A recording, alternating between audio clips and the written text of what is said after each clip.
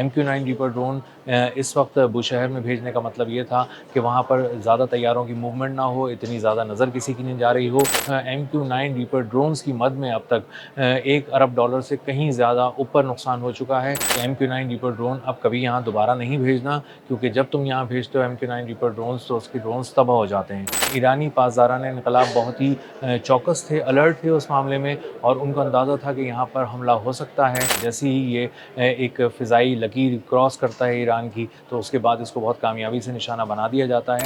Iran पर हमलों की आड़ में उसकी एक बहुत ही हसास तंसीब को निशाना बनाने की साजिश नाकाम बना दी गई है और एक बहुत बड़ा फ़िज़ाई असासा अमेरिका का तबाह कर दिया गया है। ईरानी पासदारान इनकलाब ने एक बहुत बड़ी साजिश नाकाम बनाई है और मिलियंस ऑफ डॉलर्स का अमेरिका को नुकसान पहुँचाया है। मेरा नाम अज़हर अली ख़ान है और आप देख रहे हैं आज की बात। अमेरिका जब ये हमले कर रहा था, बहुत सारे इसके पोर्ट सिटीज़ पे ईरान के, और पूरी दुनिया की नज़रें बंदर अब्बास पे, सिरिक पे और क़िश्म पे होने वाले हमलों पर थीं, और वहाँ पर होने वाले मिसाइल हमलों को पूरी दुनिया अपनी फुटेजेस में देख रही थी। उसी वक्त अमेरिका एक और बहुत बड़ी साजिश कर रहा था, बहुत बड़ी प्लानिंग कर रहा था, और वो एक बहुत अहम तनसीब, हसास तनसीब जो ईरान की है, उसको उड़ाने की एक साजिश कर रहा था। बिल्कुल एक अलग इलाके में, अलग मकाम पे। जब दुनिया की नज़रें साउथ के ईरान पे थीं, तो वहीं पर बुशहर उसका एक इलाका है, वहाँ पर एक ड्रोन उड़ रहा था, और उस ड्रोन की ख़ासियत ये है कि वो प्रिसिजन के साथ वार करता है, एक्यूरेसी के साथ वार करता है, और हसास तंसीबात को उड़ाने का उसका एक बहुत कामयाब ट्रैक रिकॉर्ड है, और इसीलिए उस ड्रोन को वहाँ भेजा गया था। MQ-9 रीपर ड्रोन्स $30 मिलियन का ये ड्रोन है। इसको अमेरिका की जानिब से भेजा गया, और वहाँ पर एक बुशहर में एक इंतहाई हसास तंसीब थी जिसको निशाना बनाना था, और उसके कोऑर्डिनेट्स उसके साथ शेयर किए जा चुके थे। और उस वक्त जब ये हमला करने के लिए और उसको निशाना बनाने के लिए अपनी टारगेट के बहुत करीब पहुँच गया, तो ईरानी पासदारान इनकलाब ने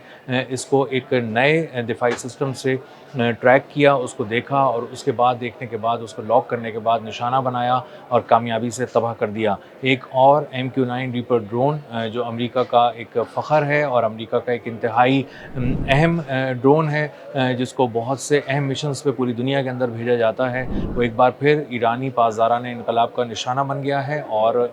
एक और MQ-9 रीपर ड्रोन ख़त्म हो चुका है। और इसकी अहमियत इसलिए भी बहुत ज़्यादा है कि MQ-9 रीपर ड्रोन्स के ज़रिए बग़ैर शोर मचाए, बहुत ही खामोशी से एक ड्रोन भेजकर उसको हज़ारों फीट की बुलंदी पर परवाज़ करके जब ये टारगेट को देख लेता है, लॉक कर लेता है, तो उसके बाद मिसाइल मारता है, और इसका भेजा हुआ मिसाइल, इसका दागा हुआ मिसाइल अपने हदफ को कभी भी नहीं छोड़ता, वो उसको कामयाबी से निशाना बनाकर तबाह कर देता है। तो एक हसास तंसीब जिसपे किसी की नज़र नहीं थी, लेकिन ईरानी पासदारान इनकलाब बहुत ही चौकस थे, अलर्ट थे उस मामले में, और उनको अंदाज़ा था कि यहाँ पर हमला हो सकता है। और जैसे ही उन्होंने अपने सिस्टम के अंदर देखा कि ये हमला होने जा रहा है, तो उन्होंने एक मिसाइल के ज़रिए उसको तबाह कर दिया, और उसके और अपनी एक इंतहाई हसास तंसीब को बचा लिया। इस एक वाक़े की अहमियत इसलिए तो है कि MQ-9 रीपर ड्रोन जो $30 मिलियन का ड्रोन था, वो तबाह किया गया, लेकिन इसकी एक और बहुत बड़ी अहमियत है, और वो ये अहमियत ये है कि इसको एक नए दिफाई निज़ाम से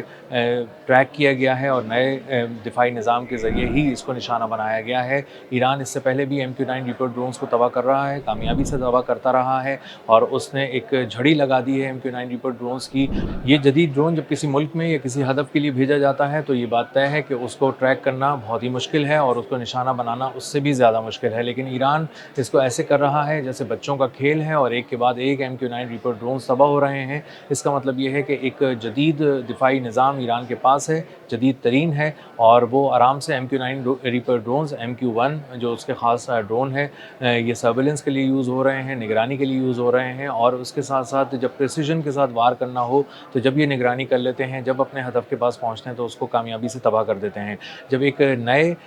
एक दिफाई निज़ाम के ज़रिए इसको लॉक किया गया, इसको देखा गया, और उसके बाद निशाना बनाया गया, तो उसके बाद ईरान ने 2 पैगामात भेजे। एक ये कि MQ-9 रीपर ड्रोन अब कभी यहाँ दोबारा नहीं भेजना, क्योंकि जब तुम यहाँ भेजते हो MQ-9 रीपर ड्रोन्स, तो उसके ड्रोन्स तबाह हो जाते हैं। और दूसरा पैगाम ये है कि हमारे पास पहले से ज़्यादा जदीद तरीन दिफाई निज़ाम आ चुका है, और हम पहले से ज़्यादा मौसर अंदाज़ में उसको देख रहे हैं। जहाँ पहले हम देख लेते थे, अब उससे भी पहले देख लेते हैं, और उसके बाद अपनी पसंद की जगह पर, अपने पसंद के वक्त पर उसको निशाना बनाकर तबाह कर देते हैं। MQ-9 रीपर ड्रोन्स जो अमेरिका अब फ़िलहाल नहीं बना रहा, इसकी मैन्युफैक्चरिंग रोक दी गई है। MQ-9 रीपर ड्रोन्स अब तक $1 अरब से ज़्यादा के तबाह किए जा चुके हैं इस अमेरिका और ईरान की जंग के दौरान ईरान की जानिब से, और इनकी जो तादाद है वो एक वक़्त में आकर 35 हो चुकी थी, लेकिन अब उससे भी ज़्यादा हो चुकी है। और $30 मिलियन की ये एक जदीद तरीन मशीन जब आकर गिरती है, चाहे वो यमन में गिर रही हो, चाहे वो ईरान में गिर रही हो, तो हौसियों को भी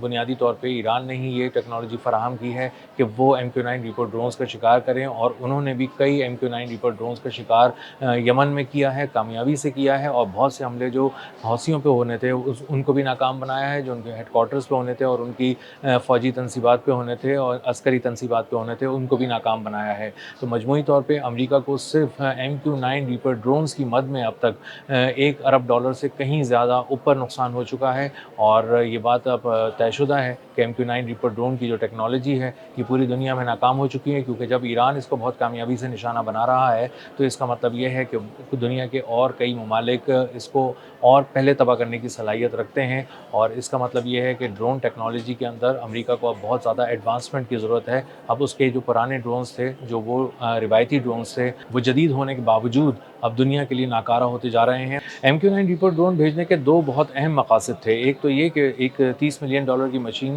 भेजी जाए, और अगर वो किसी तरह से निशाना बन जाए तो सिर्फ $30 मिलियन का ही नुकसान हो। और दूसरी बात ये थी कि अगर इसकी जगह F-35 तैयारे को $120 मिलियन की मशीन को भेजा जाता तो उसके दो बहुत बड़े नुकसान थे। एक तो ये कि ईरान के पास इंफ्रारेड टेक्नोलॉजी है जिसके ज़रिए वो महंगा तरीन स्टेल्थ टेक्नोलॉजी का हामिल तैयारा F-35 तबाह कर सकता है। और दूसरी बात ये कि वहाँ पर रिफ्यूलिंग ना होने की वजह से एक हदफ को निशाना बनाने के बाद वापस आना उसके लिए बहुत बड़ा चैलेंज है। तो उन्होंने इसीलिए MQ-9 रीपर ड्रोन भेजा ताकि ये तकरीबन 24 घंटे तक परवाज़ कर सके, और कई घंटे परवाज़ करने के बाद जब अपने हदफ को ठीक तरह से देख ले और मौका गनीमत जान ले तो उसके बाद हदफ को कामयाबी से निशाना बनाकर तबाह कर दे। लेकिन ईरानी पासदारान इन्क़लाब ने उसको मोहलत ही नहीं दी और उसको शिकार करने से पहले ही शिकार कर लिया। MQ-9 रीपर ड्रोन्स के जो कब्रिस्तान है उसमें एक और कब्र का इजाफा हो चुका है, और आइंदा भी आने वाले दिनों में अगर ये किसी भी मकाम पर उड़ाया जाता है ईरान के अंदर, तो इसको हमेशा की तरह हमने जब देखा है कि जैसे ही ये एक फ़िज़ाई लकीर क्रॉस करता है ईरान की, तो उसके बाद इसको बहुत कामयाबी से निशाना बना दिया जाता है। उन्होंने फिर भी एक रिस्क लिया